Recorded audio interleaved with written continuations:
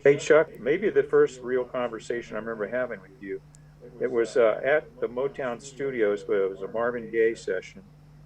And you were talking about, you had just recently moved from New York. And in New York, I think the producers, they didn't give players in the rhythm section much direction. They hired them because of what they do and how they play together. But since you were in LA, you were surprised that people were telling you how to set the bass control on your bass and what notes to play and, on a pop tune and stuff like that. And you were, I don't know if you're not confused about it, but you were talking about the fact that it was kind of more enjoyable in New York for everybody to let you play what you play. I don't know if you have anything to say about that. Well, Dean, I think that off the top of my head, I would say that when I was in New York, there was always something between the West Coast and the New York musicians. Now, I was born and raised east of the Mississippi, so I'm an Eastern guy. And usually in New York, if you become a first call player, it's because you can read or you don't have to talk too much, ask too many questions. You just come in and do it. We used to do whole albums in one day. Yeah. Because of the group of people they put together. Now you come to LA and everybody in charge, basically, and even new people coming in, they have to do something so everybody can see that they're in charge, or that they are so and so and so and so, or that they are who they are. Whereas in New York, nobody talked about none of that. You who you were. Now sometimes it's necessary to give a player a guideline because we're human. Sometimes we want to do things that they don't want, and because we want it doesn't mean that's going to be right because it's their job. It's their music. And in LA, Motown I hated the most because, except for James Carmichael and Willie Hutch, they just did the music. They wrote an arrangement or did the way it was, and it was it. All the rest of the producers had to pump it, and they didn't know sick'em from come here about music. They didn't play an instrument.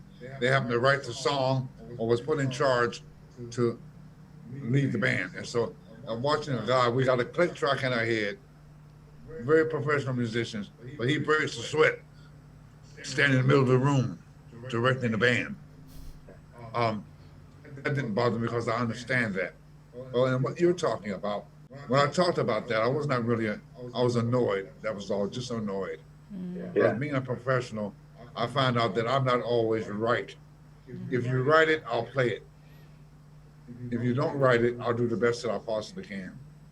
I've been through Donny Hathaway and Richard T, two masters when it comes to arranging and playing the piano, except that they were different. Donny Hathaway always came to me, and I worked with him 1,000 times when he was orchestrating or the arranger for a lot of acts that he did that for in New York. He would come to the music stand, set the page down, and he said, Chuck, before you do anything, do this. Richard T will come, when he was the orchestrator, he will come and say, Chucky, play what you want. If you have a problem, this works. So now that sets something. Now it took about a year or 2 years for Donnie to get used to me and knowing about me. So he backed off.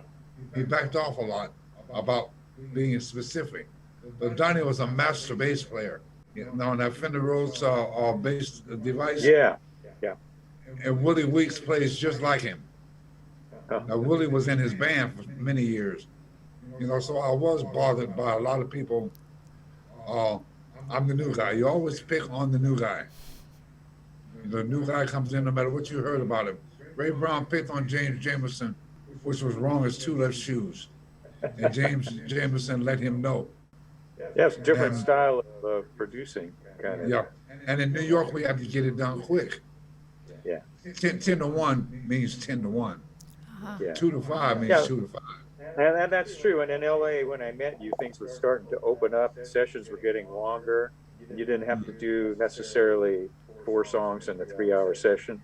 It was getting to be looser and budgets were getting bigger. And so I guess there was more time for people to fiddle around with trying this idea and that idea. Plus, that's Hollywood. You got to really be Hollywood if you're in Hollywood. Please like and subscribe if you enjoyed my channel.